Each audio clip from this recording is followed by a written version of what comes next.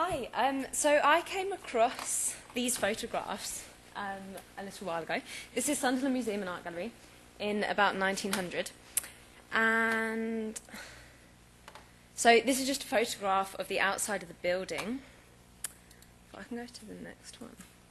I shouldn't have gone full screen. So I came across these photographs. This is a photograph of blind children with the caption, "Budding Buddhists Acquiring the Eastern Attitude."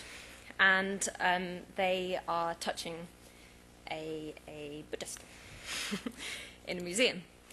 This is a photograph of clay models which, with the caption, "Models in potter's clay and plasticine made by children blind from birth." So they were made 5 weeks after their single examination of the specimens represented. So this struck a chord with me, and I thought, what was going on here? This seems quite unusual. And I couldn't find any reference to the written article for quite a long time. Anyway, eventually I found it in a basement in London. And what had been going on was that between the years 1906 and 1913, the curator of Sunderland Museum and Art Gallery was opening up the doors on a Sunday to children from the Royal Victoria School for the Blind to come in and touch the exhibits and the artworks, the paintings, which I found particularly interesting. And the specimens that they had in the museum, the art gallery space, because the curator had been friends with the head teacher of the local school for blind children, who had been talking about the difficulty for these children to get in touch with things that would give them a clear idea. Just because of kind of... Oh, sorry, yeah, I will do that. Because of the social restrictions. So, in this paper I'm going to be discussing the article which was published in the Museum's Journal in 1913, which was entitled Showing Our Museums and Art Galleries to the Blind, an illustrated report on some experiments, which I'll refer to as Showing. So these experiments that were undertaken at Sunderland Museum and Art Gallery, as I said, made accessible the exhibits and the specimens and paintings for local blind children to, quote, pass their hands over.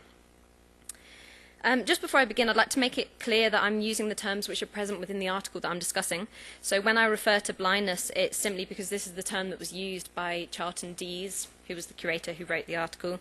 It's the only term used. It may have been in reference to people with a wide variety of visual impairments. There are also moments in the article which are really clearly thoughtless and problematic. For example, just in the title, Showing Our Museums and Art Galleries to the Blind, which very much reinforces this kind of able-bodied authority of the museum space, and this is something that can be opened up also to the blind children, who are kind of positioned as distinctly separate. And also linguistically, the article remains within visually inclined modes of communication, dependent on metaphorical allusions to visual understanding and blind ignorance. However, despite these occasional deflections to the ocular, the experimental ideas that Dees engaged with posed, I will argue, a sophisticated challenge to normative museological and art gallery practice and the hegemony of vision on which that practice was founded. So I'm going to briefly situate the experiments within the historical climate, arguing that they address the problems inherent in the firmly established visual tendencies of art gallery practice, and then go on to discuss the tactile manner in which they were communicated on the return to school through clay, as we've got up here in the photograph. So really briefly, a history of art gallery practice. So the procedures and the productions of Anglo art, creative practice, and the construction and management of art spaces have very much been underpinned by the predominance of the visual since the Renaissance. Imagery and art, which are two etymologically distinct terms, became entwined in the various strands of the artistic process. So the former a central concern in the aesthetic judgments of the latter. The visual tendencies of 19th and 20th century aesthetic and museum practices effectively marginalised the non-visual senses and therefore the blind. Charlton Dees is explicit in his plea for those present to, quote, disabuse their minds completely of the thought that that which appeals to the eyes only is quite beyond the range of interest for those who don't see.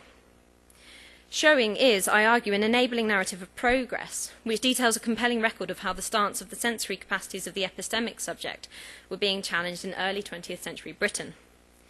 The accessibility, management and layout of the art gallery and museum space are inextricably intertwined in the societal frameworks within which they operate. potentially a limiting containment or a rejuvenating cultural force, the space of the museum and art gallery holds a pivotal position in cultural narratives. Deese's inclusion of the blind into this space and the process of the tactile engagement in the blind contemplation of art offers a refreshing re-understanding of what that space could be and signifies a wider range of possible futures, which displace the conventional notions of the art space as an exclusively visual setting. The naturalness with which the visual had taken precedence in pre-war Britain is destabilised by Deese, who situates the only tangible barriers to the blind's role as active participators in this cultural sphere as societal barriers, perceptive within the Western imagination through various discursive frameworks, and in the systematic exclusion of visually impaired people from educational and visual aesthetic spaces. This categorical exclusion preventing the blind access to such spaces is referred to by Miss Garraway in the article. Quote, "Practically all their knowledge has come to them through their hands, and when you realise how difficult it is for them to get that knowledge and to get in touch with these things which alone can give them clear ideas, you will realise how valuable such efforts are. Through the appropriation of this space for the blind, Deese complicates societal definitions of the aesthetic and reconfigures touch as a locus of productive knowledge and as an imperative aspect of the communicative potential of the subject. The possibility to touch several paintings re-understands the nature of paintings and the way in which the human sensorium was being incorporated into the act of contemplating art. This not only challenges the traditional visual means of experiencing artwork, it has aesthetic implications to the act of artistry and observation, through its creation of a more complex relationship of artistic complicity between the artist and the censor. For the artwork to be explored through touch is to radically break the conventions of artistic practice, which firmly situated the observer at a passive distance. The use of touch in the examination of an artwork effectively places the censor as an active co-creator, if not of the artwork itself, of the ways in which it is experienced. The dimensions of the exploration and the way the painting is interacted with through touch and the sequence in which aspects of the canvas are examined lie within the power of the censor. So, along with the consideration of the nature of the blind human sensory apparatus, Deese addresses the interwoven question, touched upon by almost all philosophical thought which concerns itself with questions of epistemology, the reliability of linguistic forms and the extent to which forms in which we think influence what we think. There is an intricacy of inference and interrelation inherent in language, evoking and invoking experiences, describing and creating simultaneously. A discussion of the nature of experience is then intrinsically linked to an examination of the semantic expression of that experience. There is a concern apparent in the article about the limits of communication and the resultant discrepancy this may have between blind experience and the formal expression of that experience. Dr. Hoyle illustrates this linguistically visual construction of blind subjective experience with reference to a blind girl he would ride with on a tandem. Hoyle would describe the visual landscape they passed, yet if they stopped to converse with others, the girl would, quote, describe everything we had passed, the picturesque old cottage, the old porch of roses, and so forth. Using his words, recalling and describing the visual aspects of their cycle so fluently that, quote, you would never have known from her speaking about it that she had not seen everything that she described. Thus leading Hoyle to the not remarkable conclusion that the blind have, quote, got into the habit of seeing things with our eyes, so that one cannot tell how much of what they say is the result of their own investigation. This appropriation of the words of the sighted suggests gestures towards the idea that the capacity for communicating blind experience was not conceivable to the girl, who was relaying information in the form in which it had reached her, linguistically entrenching the blind girl in the language of her sighted observer. The specificity of her subjective blind experience is thus collapsed into the conventional sighted experience which surrounds her, nullifying the reliability of the linguistic forms available to her to coherently communicate her own experiences. This appropriation of the words and descriptions of the sighted disassociates the two inherent properties of language from one another. The signifier is isolated from the signified, resulting in a language which follows linguistic conventions but signifies nothing, losing any coherent meaning. So, in an attempt to bypass these problems inherent in linguistics, Deese fashioned an alternative means through which to, quote, test the value of this tactile knowledge accumulated at the museum. Clay models were made by the children, quote, 5 weeks after their single examination of the specimens represented, to test their impressions of the visit.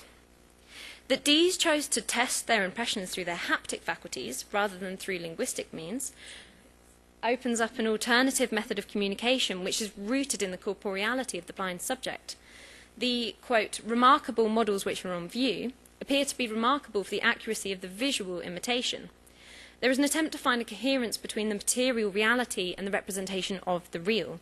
As linguistic forms have been undermined in their suitability to relay blind experience, the clay modelling stands in as substitute for the sighted to demonstrate that the knowledge of the blind is complete in its correspondence to the knowledge of the sighted.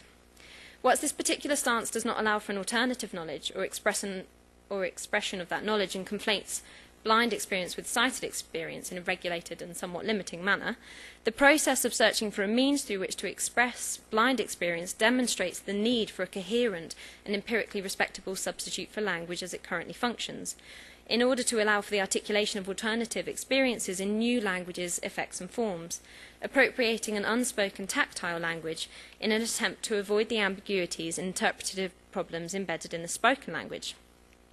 Clay is obviously fundamentally a tactile medium, so the sensory faculty through which the knowledge was gained and subsequently displayed remains the same. Ultimately, the clay serves as a way of ensuring that the empirical experience of blind people is consistent with the empirical experience of sighted, not in order to research the phenomena, but the experience itself, destabilising the role of a visually ingrained language in the construction of the coherent expression of experience, thus dislodging the eye from its epistemic vantage point. Whilst not unproblematic, the haptic-based experiments separated the epistemic from the visual and opened up new sensory models of communication and knowledge. The linguistic function of the human subject has long been associated with the brain, and in the discursively powerful Cartesian model, the immaterial part of human nature. D's effectively recast the locus of communication as possible from within the material body, disarticulating the persistent and putative hierarchical distinction between the immaterial mind and the material body, thus positioning the body as a locus in the accumulation and communication of knowledge, and pushing emerging understandings of the perceived sensory capacities of the human. Thank you.